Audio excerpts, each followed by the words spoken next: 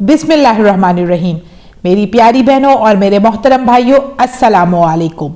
कुरान पाक की एक ऐसी सूरत है जिसका नाम सूरत तगाबुन है।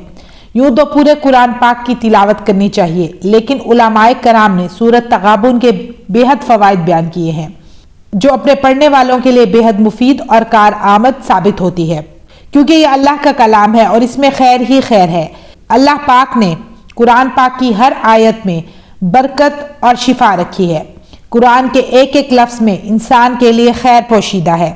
सूरत तगाबुन फवाइद के हिसाब से इंतहाई जामे सूरत है, इसीलिए बुजुर्गान दीन भी इस सूरत का वजीफा करते रहे हैं।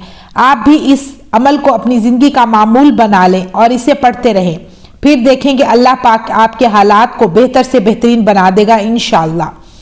आप चाहते हैं कि आपकी मालो दौलत या आपका कीमती सामान चोरी होने से महफूज रहे, तो 7 बार सूरत तगाबुन पढ़कर अपने माल पर फूंक दें। इस मुख्तसर अमल से आपका सामान अल्लाह के हुक्म से बिल्कुल महफूज रहेगा। अगर आपका कोई ख़ास मकसद है या कोई बहुत बड़ी हाजत है तो ये वजीफ़ा सूरत तगाबुन का ज़रूर करें। इसके लिए शर्त बावजू होना है। पहले दिन 41 बार सूरत तगाबुन पढ़नी है, 3 बार अव्वल आखिर दरूद इब्राहिमी के साथ।